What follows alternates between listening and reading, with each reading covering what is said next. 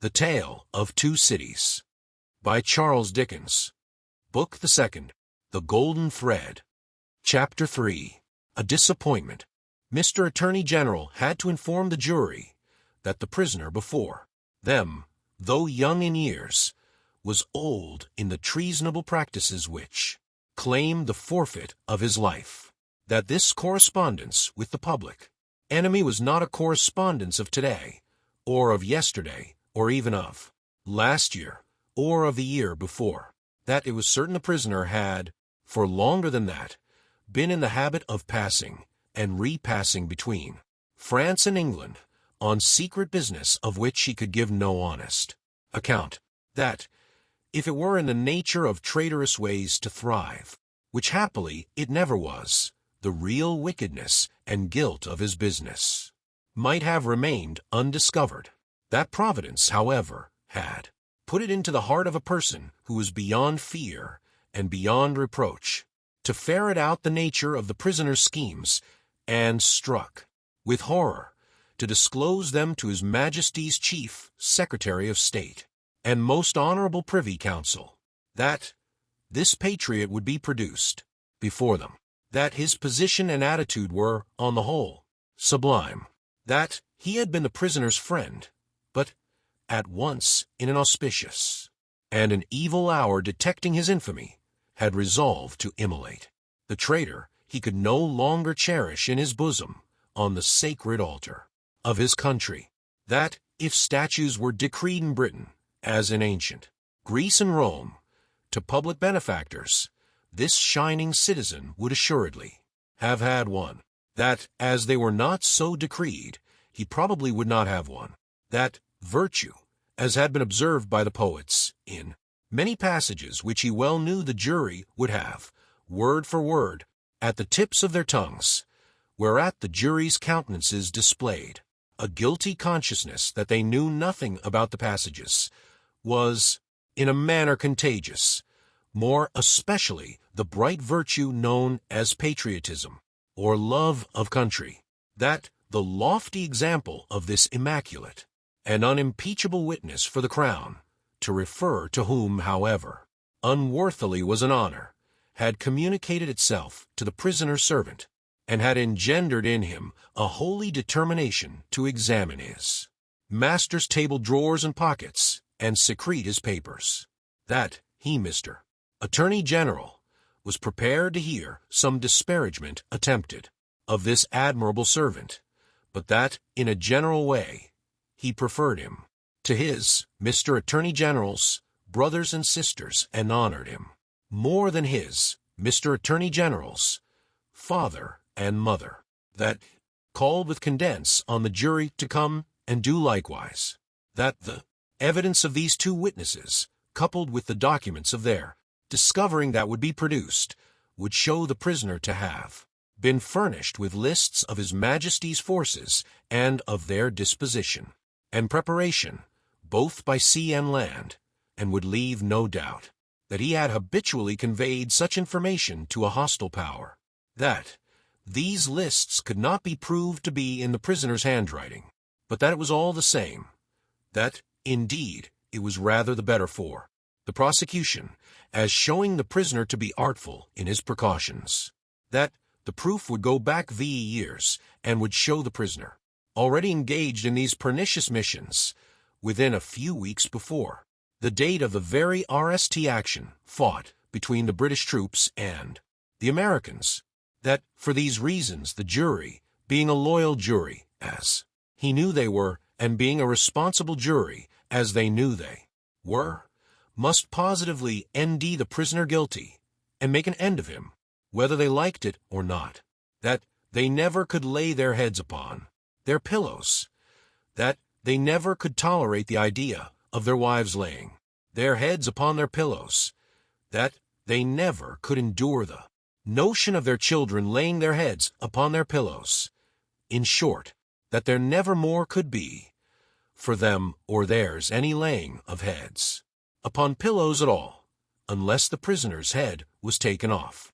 That head Mr. Attorney General concluded by demanding of them, in the name of everything he could think of with a round turn at it, and on the faith of his solemn asseveration that he already considered the prisoner as good, as dead, and gone.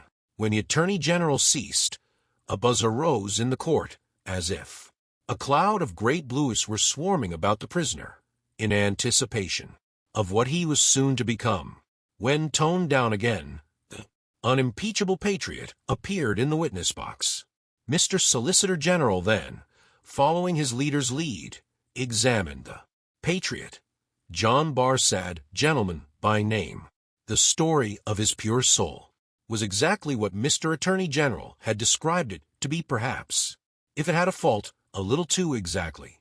Having released his noble bosom of its burden, he would have modestly withdrawn himself, but that the Whig gentleman with the papers before him, sitting not far from Mr. Lorry, begged to ask him a few questions. The Whig gentleman sitting opposite, still looking at the ceiling of the court. Had he ever been a spy himself? No? He scorned the base insinuation. What did he live upon? His property. Where was his property? He didn't precisely remember where it was. What was it? No business of anybody's. Had he inherited it? Yes, he had. From whom? Distant. Relation. Very distant, rather. Ever been in prison? Certainly not. Never in a debtor's prison. Didn't see what that had to do with. Never in a debtor's prison. Come. Once again. Never. Yes. How? Many times? 2 or 3 times. Not V or 6. Perhaps. Of what profession? Gentleman. Ever been kicked? Might have been. Frequently. No. Ever kicked downstairs? Decidedly not. Once received a kick on the top of a staircase, and fell downstairs of his own accord. Kicked. On that occasion for cheating at dice. Something to that effect was said by the intoxicated liar who committed the assault, but it was not true. Swear it was not true. Positively. Ever live by cheating at play? Never. Ever live by play? Not more than other gentlemen do. Ever borrow money of the prisoner? Yes. Ever pay him? No. Was not this intimacy with the prisoner, in reality a very slight one, forced upon the prisoner? In coaches, inns and packets? No. Sure he saw the prisoner with these lists? Certain. Knew no more about the lists? No. Had not procured them himself, for instance? No. Expect to get anything by this evidence? No. Not in regular government pay and employment, to lay traps? Oh, dear no. Or to do anything? Oh dear no. Swear that. Over and over. Again. No motives but motives of sheer patriotism? None whatever. The virtuous servant, Roger Cly, swore his way through the case at a great rate. He had taken service with the prisoner, in good faith and simplicity, for years ago. He had asked the prisoner aboard the Calais packet if he wanted a handy fellow, and the prisoner had engaged him. He had not asked the prisoner to take the handy fellow as an act of charity, never thought of such a thing. He began to have suspicions of the prisoner, and to keep an eye upon him, soon afterwards. In arranging his clothes while traveling, he had seen similar lists to these in the prisoner's pockets over and over again. He had taken these lists from the drawer of the prisoner's desk. He had not put them there. RST. He had seen the prisoner show these identical lists to French gentlemen at Calais, and similar lists to French gentlemen, both at Calais and Boulogne. He loved his country and couldn't bear it, and had given information. He had never been suspected of stealing a silver teapot. He had been maligned respecting a mustard pot, but it turned out to be only a plated one. He had known the last witness 7 or 8 years. That was merely a coincidence. He didn't call it a particularly curious coincidence. Most coincidences were curious. Neither did he call it a curious coincidence that true patriotism was his only motive too. Was a true Briton, and hoped there were many like him. The blue buzzed again, and Mr. Attorney General called Mr. Jarvis Lorry. Mr. Jarvis Lorry, are you a clerk in Tellson's Bank? I am. on a certain Friday night in November 1770 V, did business occasion you to travel between London and Dover by the mail? It did. Were there any other passengers in the mail? 2. Did they alight on the road in the course of the night? They did. Mr. Lorry, look upon the prisoner. Was he one of those 2 passengers? I cannot undertake to say that he was. Does he resemble either of these 2 passengers? Both were so wrapped up, and the night was so dark, and we were all so reserved, that I cannot undertake to say even that. Mr. Lorry, look again upon the prisoner. Supposing him wrapped up as those 2 passengers were, is there anything in his bulk and stature to render it unlikely that he was one of them? No. You will not swear, Mr. Lorry, that he was not one of them? No. So at least you say he may have been one of them? Yes. Except that I remember them both to have been like myself, timorous of highwaymen, and the prisoner has not a timorous air. Did you ever see a counterfeit of timidity, Mr. Lorry? I certainly have seen that. Mr. Lorry, look once more upon the prisoner. Have you seen him, to your certain knowledge, before? I have, when I was returning from France a few days afterwards, and at Calais, the prisoner came on board the packet ship in which I returned, and made the voyage with me. At what hour did he come on board? At a little after midnight, in the dead of the night. Was he the only passenger who came on board at that untimely hour? He happened to be the only one. Never mind about happening, Mr. Lorry. He was the only passenger who came on board in the dead of the night. He was. Were you traveling alone, Mr. Lorry, or with any companion? With 2 companions, a gentleman and lady. They are here. They are here. Had you any conversation with the prisoner? Hardly any. The weather was stormy, and the passage long and rough, and I lay on a sofa, almost from shore to shore. Miss Manette, the young lady, to whom all eyes had been turned before, and were now turned again, stood up where she had sat. Her father rose with her, and kept her hand drawn through his arm. Miss Manette, look upon the prisoner. To be confronted with such pity, and such earnest youth and beauty, was far more trying to the accused than to be confronted with all the crowd, standing, as it were, apart with her on the edge of his grave. Not all the staring curiosity that looked on could, for the moment, nerve him to remain quite still. His hurried right hand parceled out the herbs before him into imaginary beds of ours in a garden, and his efforts to control and steady his breathing shook the lips from which the color rushed to his heart. The buzz of the great ice was loud again. Miss Manette, have you seen the prisoner before? Yes, sir. Where? On board of the packet ship, just now referred to, sir, and on the same occasion. You are the young lady just now referred to. Oh, most unhappily, I am. The plaintive tone of her compassion merged into the less musical voice of the judge as he said something keely. Answer the questions put to you, and make no remark upon them. Miss Manette, had you any conversation with the prisoner on that passage across the channel? Yes, sir. Recall it. In the midst of a profound stillness, she faintly began. When the gentleman came on board. Do you mean the prisoner? Inquired the judge, knitting his brows. Yes, my lord. Then say the prisoner. When the prisoner came on board, he noticed that my father, turning her eyes lovingly to him as he stood beside her, was much fatigued, and in a very weak state of health. My father was so reduced that I was afraid to take him out of the air, and I had made a bed for him on the deck near the cabin steps, and I sat on the deck at his side to take care of him.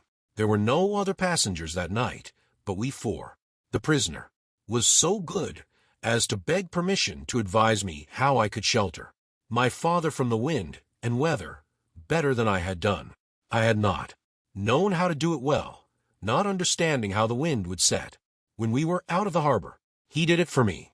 He expressed great gentleness and kindness for my father's state, and I am sure he felt it. That was the manner of our beginning to speak together. Let me interrupt you for a moment. Had he come on board alone? No. How many were with him? 2 French gentlemen. Had they conferred together? They had conferred together until the last moment, when it was necessary for the French gentlemen to be landed in their boat. Had any papers been handed about among them, similar to these lists? Some papers have been handed about among them, but I don't know. What papers? Like these in shape and size? Possibly, but indeed I don't know, although they stood whispering, very near to me, because they stood at the top of the cabin steps to have the light of a lamp that was hanging there. It was a dull lamp, and they spoke very low, and I did not hear what they said, and saw only that they looked at papers. Now, to the prisoner's conversation, Miss Manette. The prisoner was as open in his condence with me, which arose out of my helpless situation, as he was kind and good, and useful too. My father, I hope, bursting into tears, I may not repay him by doing him harm today. Buzzing from the Blois. Miss Manette, if the prisoner does not perfectly understand that, you give the evidence which it is your duty to give, which you must give, and which you cannot escape from giving with great unwillingness. He is the only person present in that condition. Please to go on. He told me that he was traveling on business of a delicate and difficult nature which might get people into trouble, and that he was therefore traveling under an assumed name. He said that this business had within a few days taken him to France and might at intervals take him backwards and forwards between France and England for a long time to come. Did he say anything about America, Miss Manette? Be particular. He tried to explain to me how that quarrel had arisen, and he said that so far as he could judge, it was a wrong and foolish one on England's part. He added, in a jesting way, that perhaps George Washington might gain almost as great a name in history as George the Third. But there was no harm in his way of saying this. It was said, laughingly, and to beguile the time.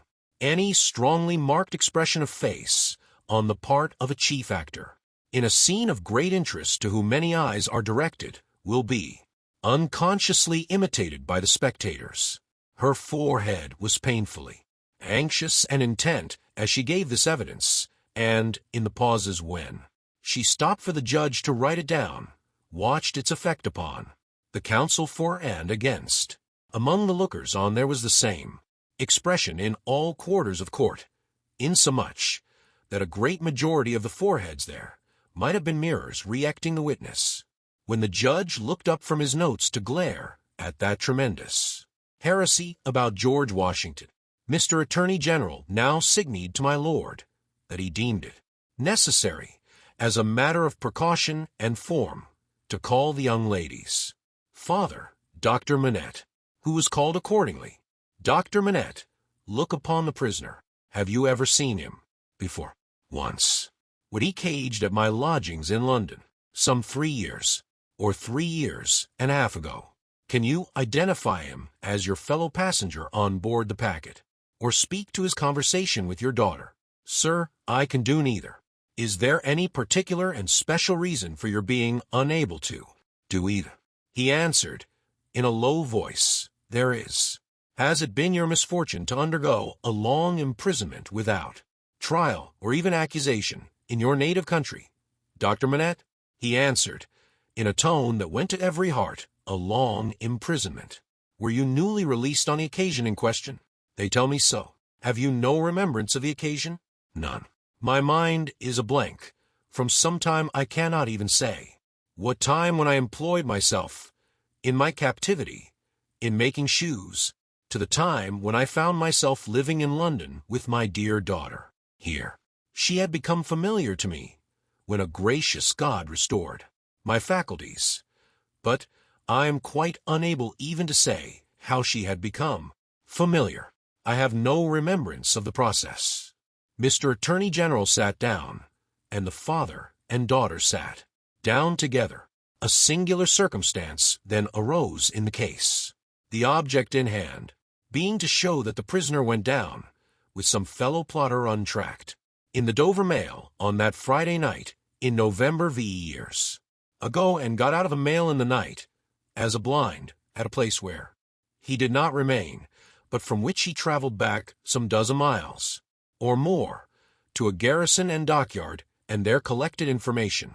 A witness was called to identify him as having been at the precise time required in the coffee room of an hotel in that garrison and dockyard town, waiting for another person. The prisoner's counsel was cross-examining this witness with no result, except that he had never seen the prisoner on any other occasion, when the wigged gentleman who had all this time been looking at the ceiling of the court wrote a word or two on a little piece of paper, screwed it up, and tossed it to him. Opening this piece of paper in the next pause, the counsel looked with great attention and curiosity at the prisoner. "You say again you are quite sure that it was the prisoner?" The witness was quite sure. "Did you ever see anybody very like the prisoner?" "Not so like," the witness said, "as that he could be mistaken. Look well upon that gentleman, my learned friend there," pointing to him who had tossed the paper over, "and then look well upon the prisoner. How say you? Are they very like each other? Allowing for my learned friend's appearance being careless and slovenly, if not debauched, they were sufficiently like each other to surprise not only the witness, but everybody present, when they were thus brought into comparison. My lord being prayed to bid my learned friend lay aside his wig, and giving no very gracious consent, the likeness became much more remarkable. My lord inquired of Mr. Stryver, the prisoner's counsel, whether they were next to try Mr. Carton, name of my learned friend, for treason. But Mr. Stryver replied to my lord, no, but he would ask the witness to tell him whether what happened once might happen twice, whether he would have been so content if he had seen this illustration of his rashness sooner, whether he would be so content, having seen it, and more, the upshot of which was to smash this witness like a crockery vessel, and shiver his part of the case to useless lumber.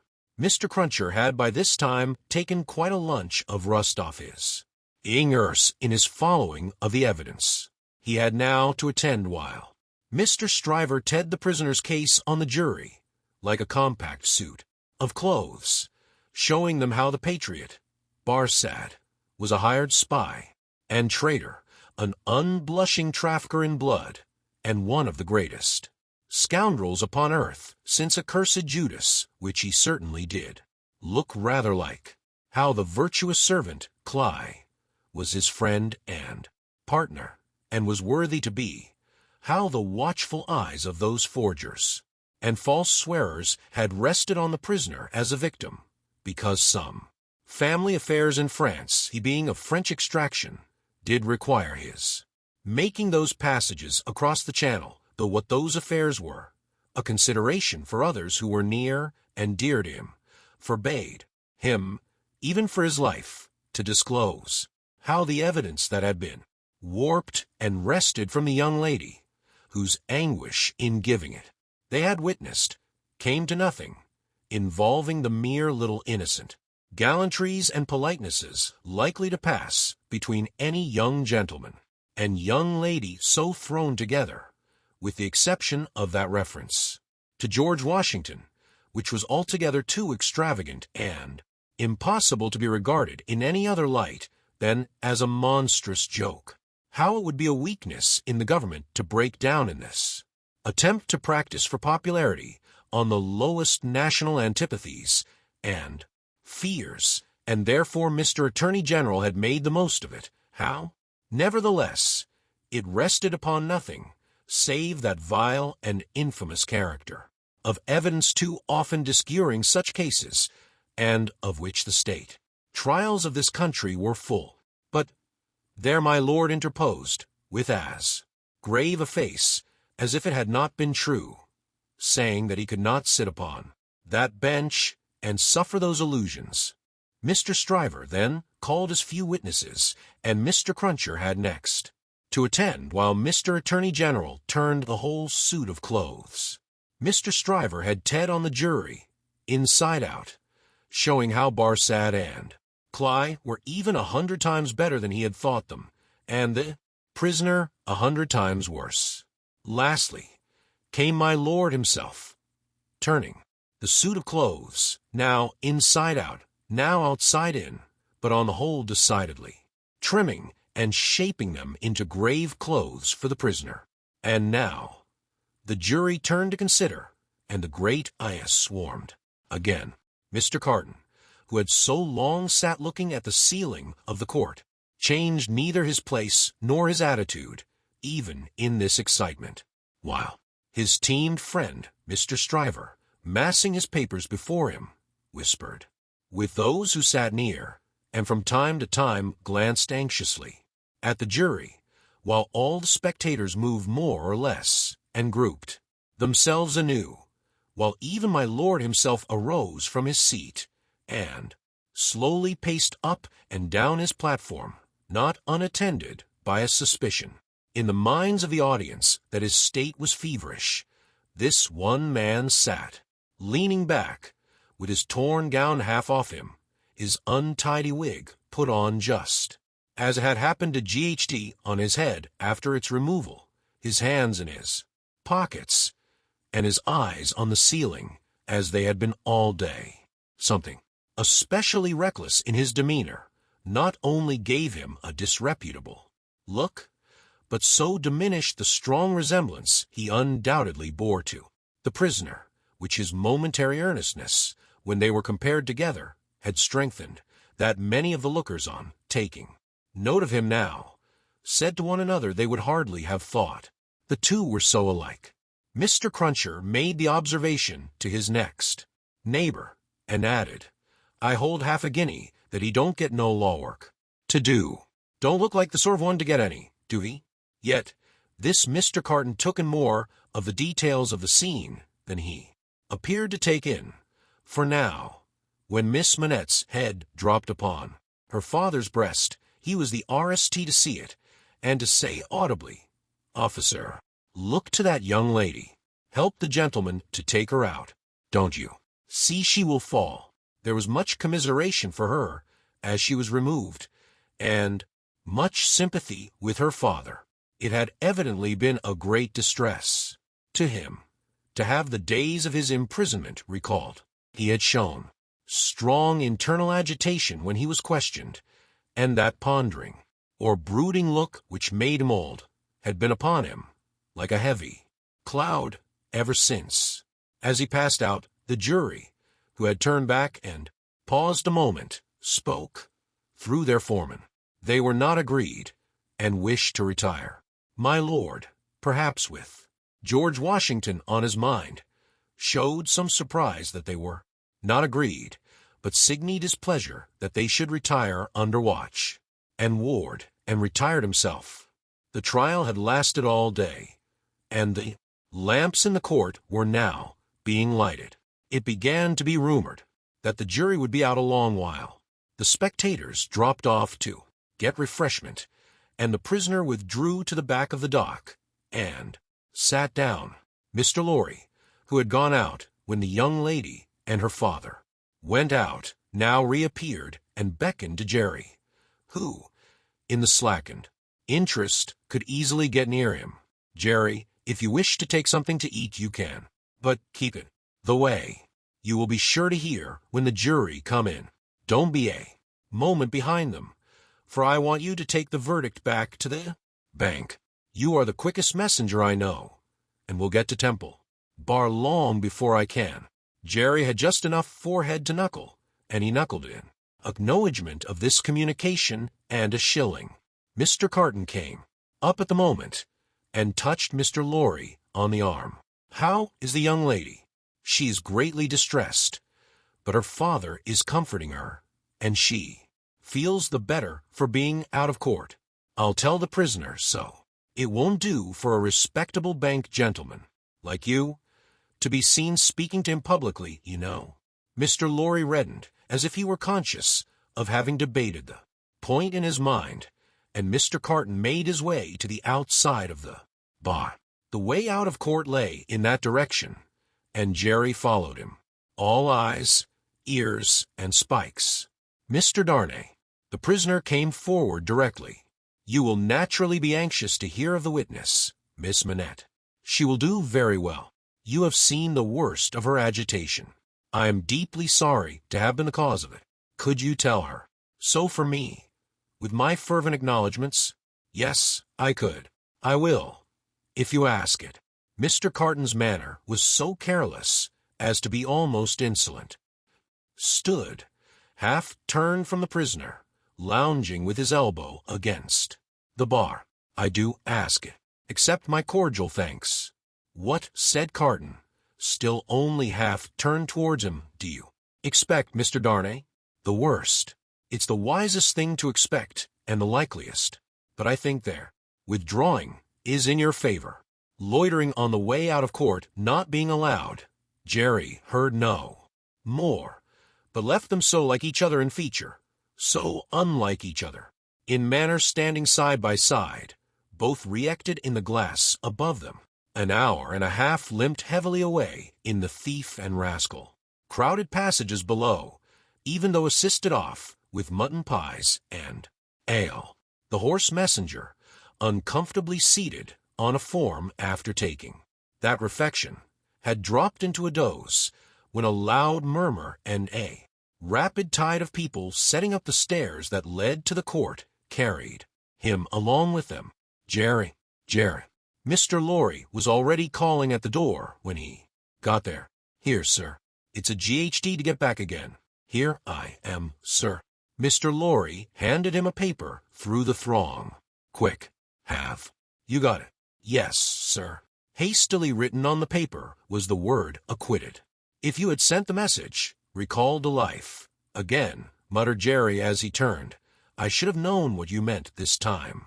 He had no opportunity of saying, or so much as thinking anything else, until he was clear of the Old Bailey, for the crowd came pouring out with a vehemence that nearly took him off his legs, and a loud buzz swept into the street as if the baked blue ice were dispersing in search of other carrion.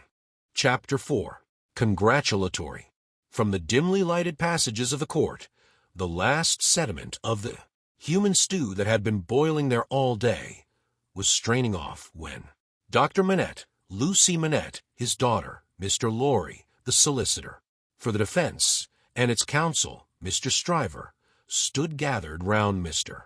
Charles Darnay, just released, congratulating him on his escape from death. It would have been difficult by a far brighter light to recognize in Dr. Manette, intellectual of face and upright of bearing, the shoemaker of the garret in Paris. Yet no one could have looked at him twice without looking again, even though the opportunity of observation had not extended to the mournful cadence of his low, grave voice, and to the abstraction that overclouded him fully, without any apparent reason, while one external cause, and that a reference to his long-lingering agony, would always, as on the trial, evoke this condition from the depths of his soul. It was also in its nature to rise of itself, and to draw a gloom over him, as incomprehensible to those unacquainted with his story as if they had seen the shadow of the actual Bastille thrown upon him by a summer sun, when the substance was 300 miles away. Only his daughter had the power of charming this black brooding from his mind. She was the golden thread that united him to a past beyond his misery, and to a present beyond his misery, and the sound of her voice, the light of her face, the touch of her hand, had a strong benignal influence with him almost always, not absolutely always, for she could recall some occasions on which her power had failed, but they were few and slight, and she believed them over. Mr. Darnay had kissed her hand fervently and gratefully, and had turned to Mr. Stryver, whom he warmly thanked. Mr. Stryver, a man of little more than 30, but looking 20 years older than he was, stout, loud, red, bluff, and free from any drawback of delicacy, had a pushing way of shouldering himself, morally and physically, into companies and conversations that argued well for his shouldering his way up in life. He still had his wig and gown on, and he said, squaring himself at his late client to that degree that he squeezed the innocent Mr. Lorry clean out of the group, "I am glad to have brought you off with honor, Mr. Darnay. It was an infamous prosecution, grossly infamous, but not the less likely to succeed on that account. You have laid me under an obligation to you for life in 2 senses," said his late client, taking his hand. "I have done my best for you, Mr. Darnay, and my best is as good as another man's, I believe. It clearly being incumbent on someone to say, much better, Mr.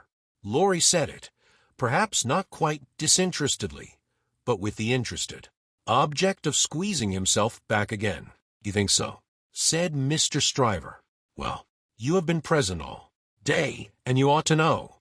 You are a man of business, too, and as such," quoth Mr. Lorry, whom the counsel learned in the law had now shouldered back into the group, just as he had previously shouldered him out of it. "As such I will appeal to Dr. Manette to break up this conference and order us all to our homes. Miss Lucie looks ill. Mr. Darnay has had a terrible day. We are worn out." "Speak for yourself, Mr. Lorry," said Stryver. "I have a night's work to do yet." "Speak for yourself."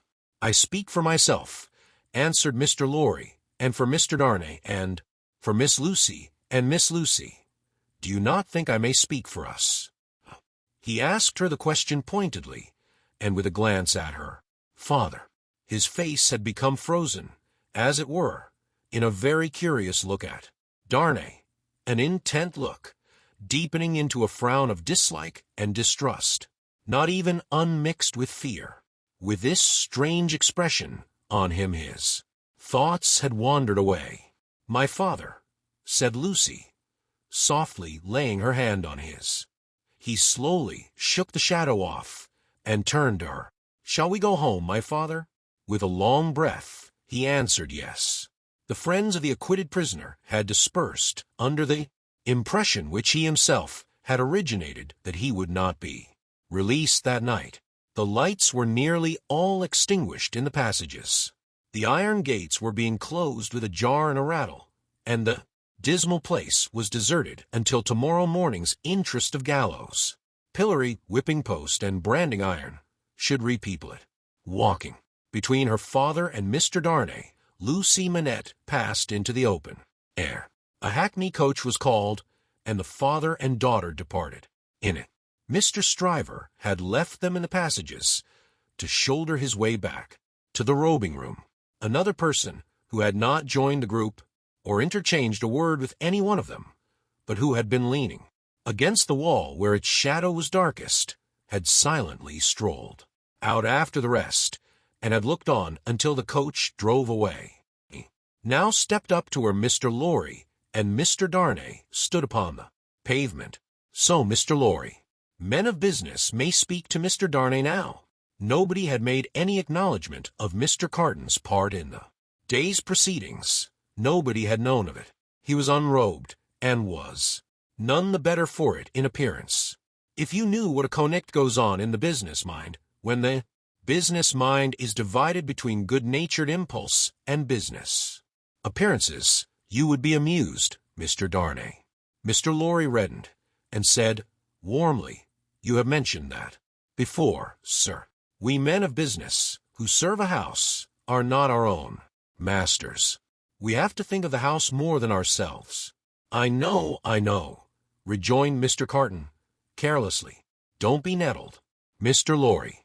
You are as good as another, I have no doubt. Better, I dare say. And indeed, sir," pursued Mr. Lorry, not minding him, "I really don't know what you have to do with the matter.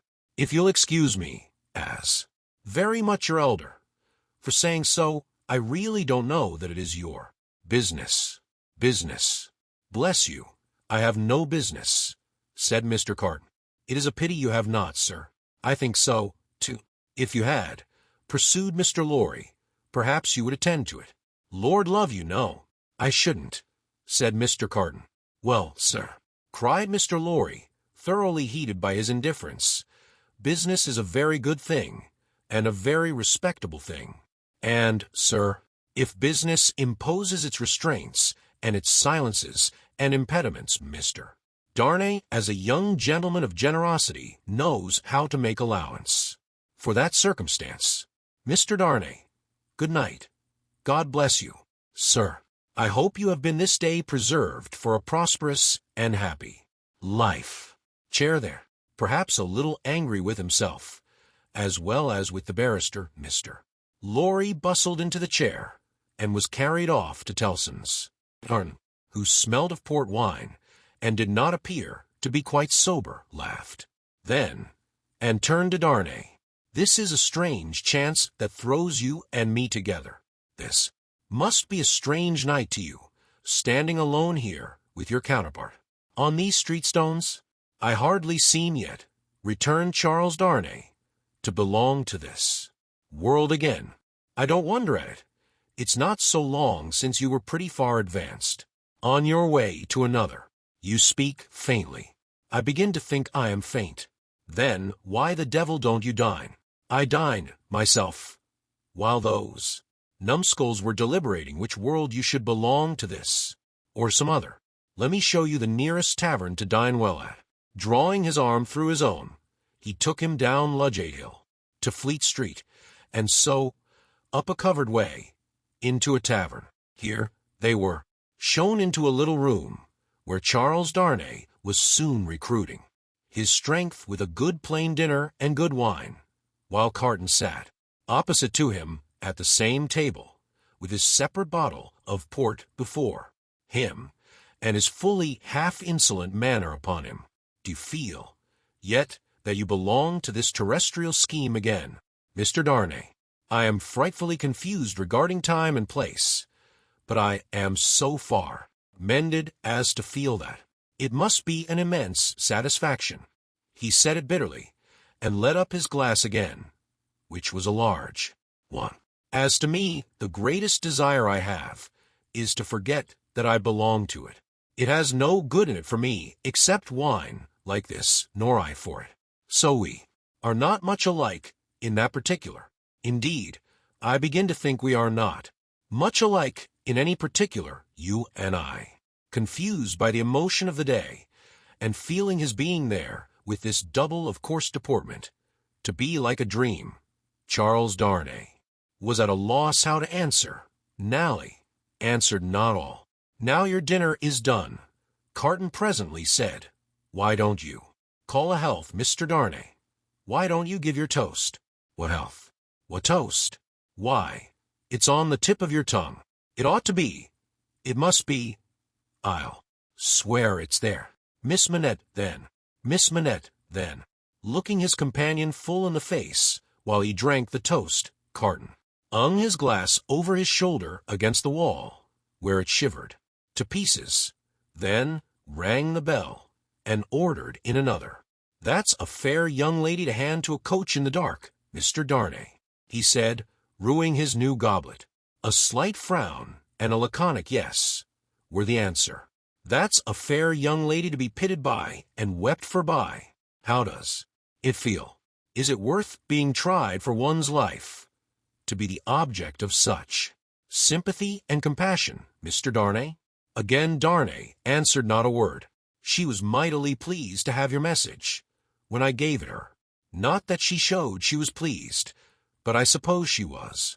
The allusion served as a timely reminder to Darnay that this disagreeable companion had, of his own free will, assisted him in the strait of the day. He turned the dialogue to that point, and thanked him for it. I neither want any thanks, nor merit any, was the careless rejoinder. It was nothing to do in the RST place, and I don't know why I did. In the second, Mr. Darnay, let me ask you a question. Willingly, and a small return for your good offices. Do you think I particularly like you?